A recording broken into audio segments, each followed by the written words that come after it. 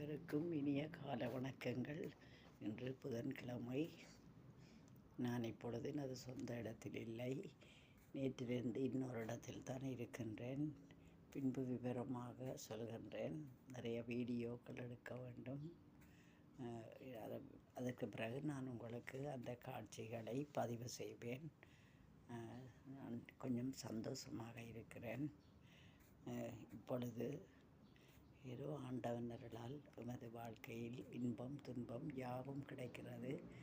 எல்லாமே அவனுடைய கைகளில் தான். அவனுடைய செயலன்றி என்றும் அணையா எதுவுமே இயங்க முடியாது. அழகான காட்சிகள், அழகான மனிதர்கள் எல்லாவற்றையும் கண்ணால் பார்க்கக்கூடியதாக இருக்கிறது. அதிகாலை எழும்பி சுடுநீரில் குளித்து எல்லாம் பவுடர் பூசிக்கின்றேன். தைப்பொங்கல் வாழ்த்துக்கள் அனைவருக்கும். முதற்கண் அதைத்தான் சொல்லியிருக்க வேண்டும். எல்லோருக்குமே இனிய தைப்பொங்கல் வாழ்த்துக்கள்.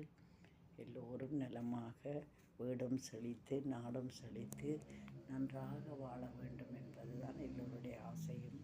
அதை இறைவன் தங்களுக்கு தருவான். எல்லோருக்கும் இனிய வாழ்த்துக்கள். தைப்பொங்கலுக்கு இந்த முறை நான் வீட்டில் இல்லை, வேறு இடத்தில் தான் நிற்கின்றேன். நல்லபடியால் ஒன்றும் செய்ய முடியாது. ஊரில் கோயில்களுக்கு போவது போல நான் எல்லா இடத்துக்கும் போக முடியாது. சில வரையறைக்குட்பட்ட சில இடங்களுக்கு மட்டும்தான் போக முடியும். எல்லாத்துக்குமே இறைவன் தான் துணை.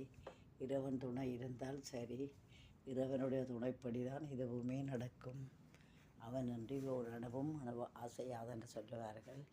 உழவர் திருநாள் என்று சொல்லப்படுகின்ற இந்த உன்னதமான நாள் தான். விவசாயம் இல்லை என்றால் எதுவுமே இல்லை. உலகத்துக்கே உணவை தருகின்ற உழவர்களுடைய ஒரு திருநாளாக இந்த தைப்பொங்கல் இருக்கிறது. இந்து சமய மக்களால் அது கொண்டாடப்படுகிறது. அந்த வாழ்த்து எல்லோரும் நிறைவாக சகல சௌபாக்கியமும் பெற்று நிறைவாக வாழ இறைவனுடைய துணை. அந்த இறைவன் தான் துணை. இந்த இறைவனை தவிர நமக்கு வாழ்க்கையில் ஒன்றுமே இல்லை என சொல்லி இந்த இறைவனுக்கு மட்டும் நாம் நன்றியை கூறி வாழுவோம். வேறு என்னத்தை சொல்ல முடியும்? நன்றி, நன்றி, நன்றி. வணக்கம், இனிய வணக்கம். மீண்டும் சந்திப்போம்.